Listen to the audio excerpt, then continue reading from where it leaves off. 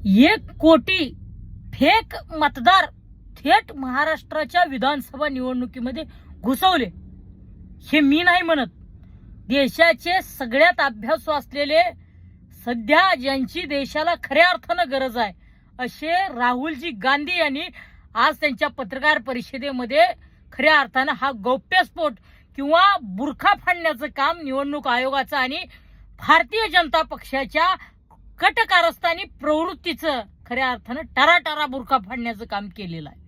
खऱ्या अर्थानं महाराष्ट्रामध्ये कशा पद्धतीनं 2024 साली विधानसभा निवडणुकीमध्ये लोकशाहीची हत्या करण्यात आली, खऱ्या अर्थानं महाराष्ट्रामध्ये कशा पद्धतीनं सर्वसामान्य मतदारांच्या मनातला कौल न देता त्यांना जो हवा आहे अनपेक्षित असा कौल खऱ्या अर्थानं देण्याचं काम निवडणूक आयोगाच्या साथीनं या सरकारनं केलं.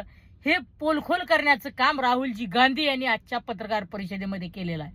1 कोटी नवीन मतदार ज्यांचा कुठलाही थांग पत्ता नाही, एका ऍड्रेसवर 50 ते 60 खऱ्या अर्थानं मतदार एका खोलीत राहतात. अशा पद्धतीनं दिखावा करून काही मतदारांचे तर फोटोज आयडेंटिफाय होत नाहीत, काही मतदारांचे तर नावाचेच 10 मतदार आहेत आणि काही मतदारांचे तर त्यांच्या परस्परच मतदान कार्ड काढून त्याचे पोलिंग करून खऱ्या अर्थानं जे लायकीचे नाहीत, जे कुठल्याही भारतीय जनता पार्टीच्या आमदारांची, काही आमदारांची तर खऱ्या अर्थानं ग्रामपंचायतला निवडून यायची अवकात नाही, अशा लोकांना विधानसभेसारख्या पवित्र मंदिरामध्ये प्रवेश नजर चुकीनं आणि मागच्या दारानं षडयंत्रानं देण्याचं काम या फसवणूक सरकारच्या काळामध्ये खऱ्या अर्थानं या विधानसभा निवडणुकीमध्ये महाघोटाळा झालेला आहे.